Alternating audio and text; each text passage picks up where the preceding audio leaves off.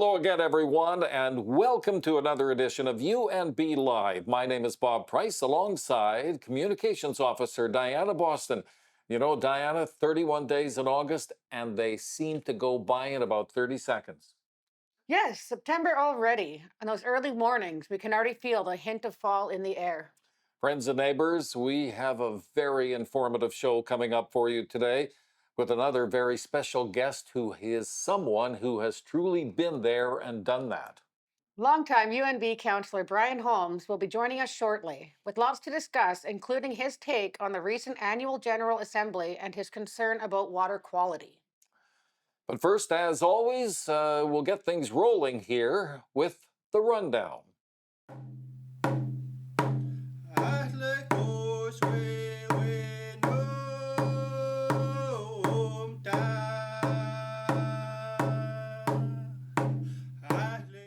You know, Diana, with September already upon us, it's the start of another exciting new school year.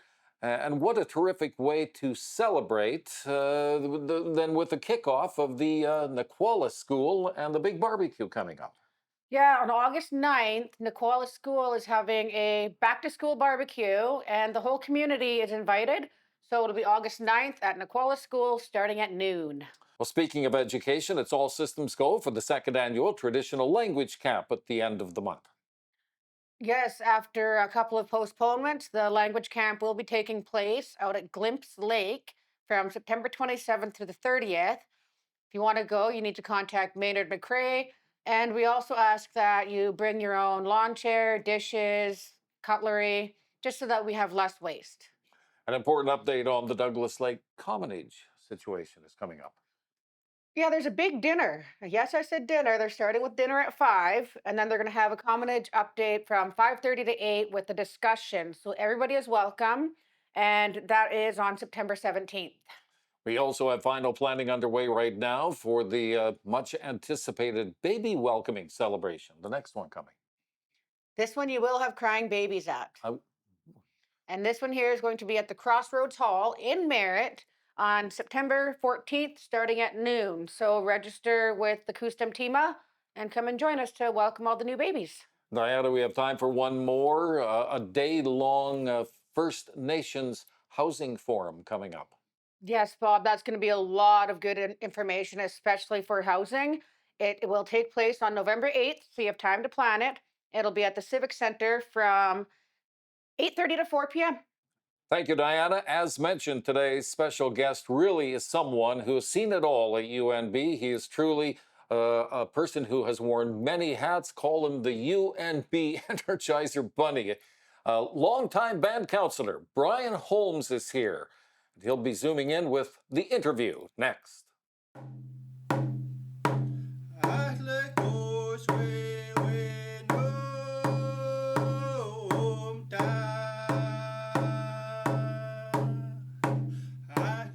Welcome back to UNB Live. There are very few people with the awareness level of Brian Holmes, a longtime band counselor who has the reputation of being the guy with all, or at least most of the answers. But he's also so darned busy that sometimes he's difficult to track down. True indeed, but through the marvels of technology, we have this thing called Zoom, and Brian is joining us today. Brian, I know you've been on the road of late. Thank you so much for being here, and we've been looking forward to having this chat. I know there's a lot to talk about. Yes, great to be here. Thanks, guys. Brian, let's begin with the past. When did you first join UNB Council? And also, I'd like you to talk to us about some of the changes that you've really witnessed over the many years that you've served. Yeah, so I started in council back in 2011. That's when it really started, and have been on council since then. And what really got me into that was looking at some of the changes and not being the one on the side. Um, Wondered why what was what and why things are the way they are, but wanted to be the one to help change. Seeing some of the things as I learned and grew up in the community and why they were the way they were, it really prompted me to kind of get into this change um, politics piece. And it was really based on relationships. And one of the biggest things was first started out was RCMP and our relationship with them and the conservation officer services. When we look back at our history, the view of RCMP in our communities is not a great one. So really working to build that relationship with RCMP to be, a friend in our community instead of foes, and helping us rather than just uh, doing bad things or coming taking bad people away because of the things that have happened to us in the past. Okay. So what do you consider to be some of the biggest challenges that we are facing these days?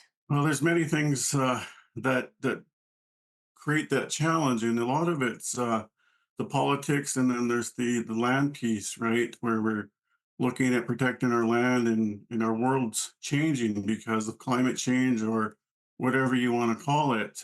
As we can see, the water qualities are getting worse with algae blooms, more frequent. Really trying to track down the causes of those, and what impacts those have to our sustenance fisheries. The burbot, the speckled leech, and the kokanee.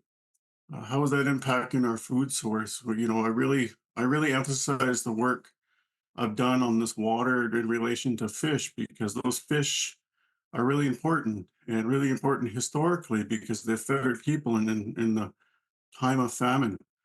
And it's our responsibility to continue to care for those.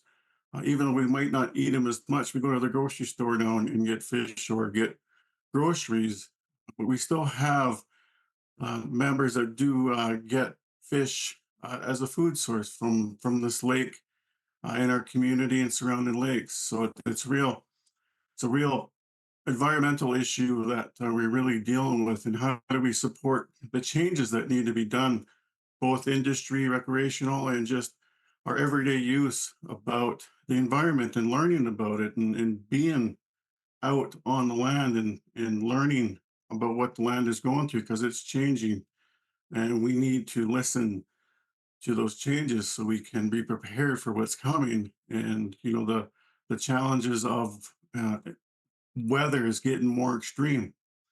A couple of weeks ago, I think it was last week, we were having snow up in the mountain passes, and here this week we're back in the 30-degree drought weather. So that just tells you the extremes and the craziness that we're experiencing in our time frame, right? And it's really trying to bring the people back together on the land, and understand that the history, right, of why things are the way they are, and how do we change moving forward. Brian, that water quality issue, that's a tough one. You're taking on Mother Nature to a large degree there. Climate change impacting our streams, our lakes, our creeks, our rivers.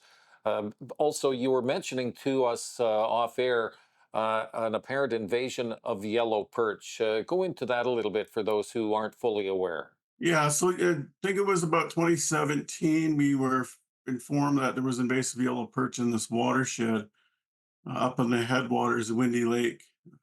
In collaboration with the province, we started talking about measures to deal with the perch. They did some treatments in the smaller lakes, but through further testing found they're downstream in Douglas Lake, and it has impacts to the sustenance fisheries that I just talked about.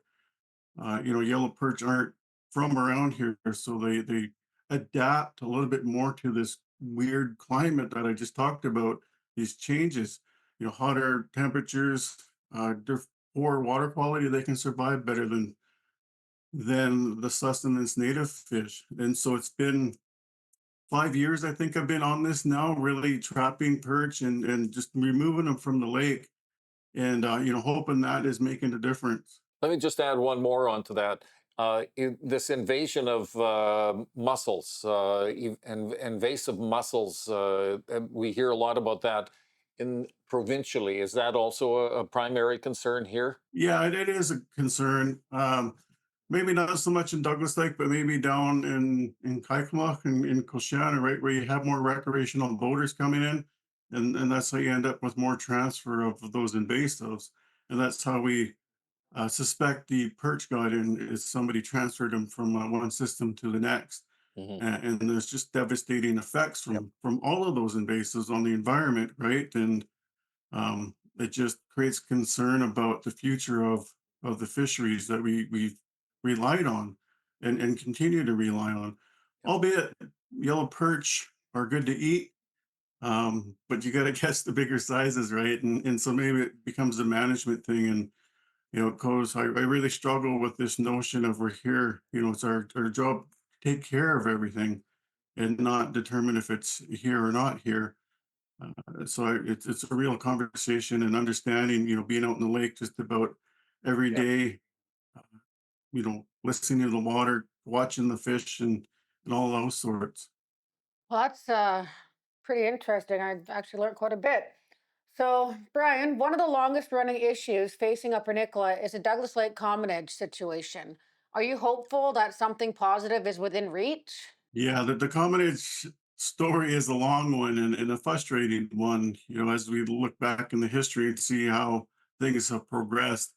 I would say there is some light at the end of the tunnel, given how things have changed politically with the government in place, both federally and provincially, and just our understanding of what that means and why that happened, right? Why that commonage was taken away. And it comes to reconciliation and being part of that moving forward in this world we're in today. And so helping people understand that, there's more to it than a history of things taken. It's a continued um, piece that was taken from me, taken from my kids. I think it was interesting because a few weeks back we had Scotty Holmes on the show talking more about that, and he, of course, has led this file on the comedy situation. And as Scotty was saying, it's not a matter of if; it's just a matter of when, because When? truly there is really no choice in the matter. This has to be resolved, long overdue. But I appreciate your input on that. Talk to us as well. Moving on, we just recently had the annual General Assembly. What were some of the takeaways that you came away with? Yeah, so those are very interesting conversations, and it really shows the amount of work that is undertaken by communities, and just probably the capacity that we need to address some of these big issue things that are coming, whether through Indigenous Services Program or our own inherent right kind of process, right? They're clashing of two worlds, and we're trying to work with both of them. And Great. so that to me, it really highlights that this year's assembly really highlighted that more inherent right piece and the work that is needed there. Um, along with the programs and services, because we still got to take care of our people, and we've been put in this position. I remember getting them going back to when I first got into council. One of the counselors took me under his wing, and the biggest thing he said to me when I first started, and I was just getting into politics, is we're managing poverty.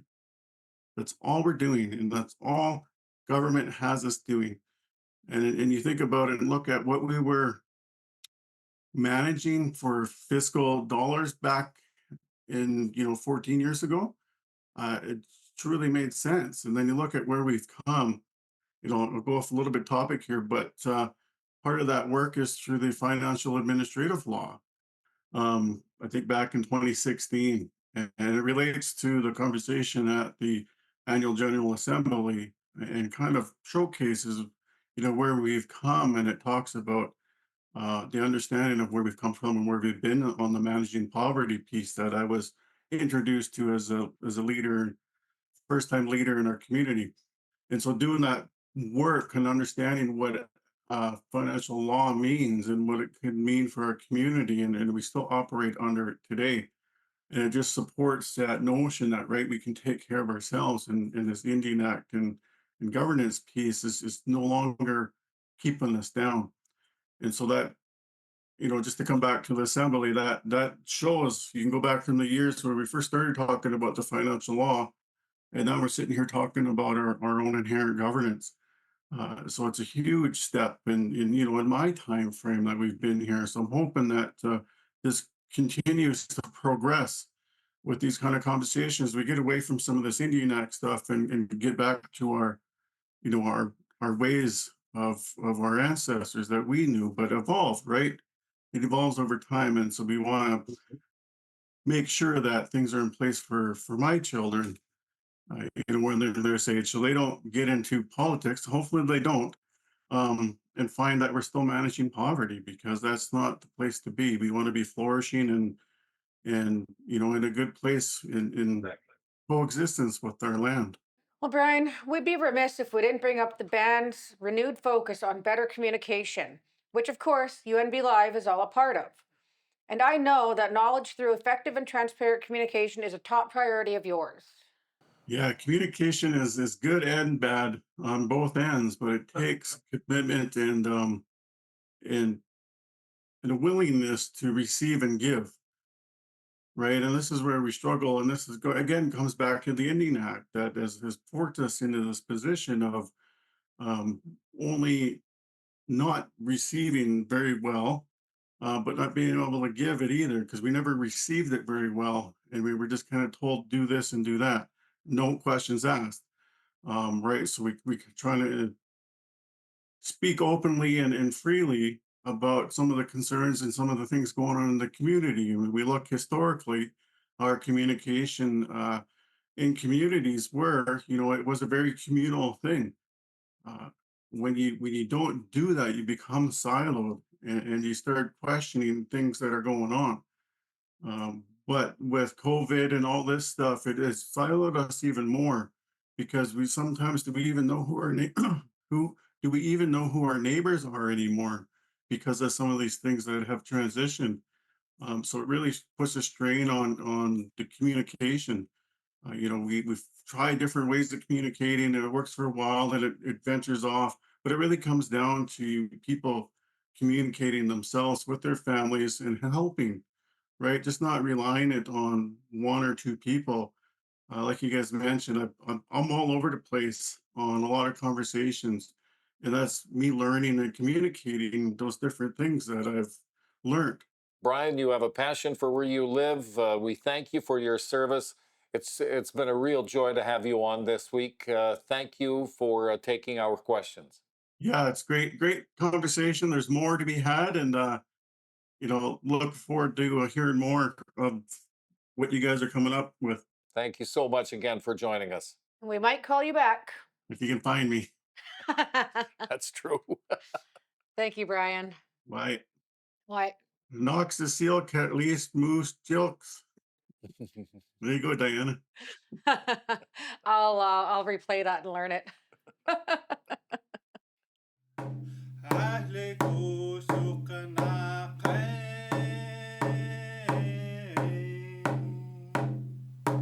أهلي هاي تمهو. Well, that's going to do it for another edition of UNB Live. Remember, your input always valuable. We really want to hear from you. We love your feedback. We love your ideas for guests. Keep it coming. And Diana, who's on next? Well, Bob, we have a very, very welcoming back guest this time around. Colette's going to join us again to give us an update from when she first came on. So we have Band Administrator Colette Sunday next. And of course, as always, tell your friends, tell your neighbors about UNB Live. Until next time, stay safe and take care, everybody. Have a good day. أهلي هاي تمهو لا هاي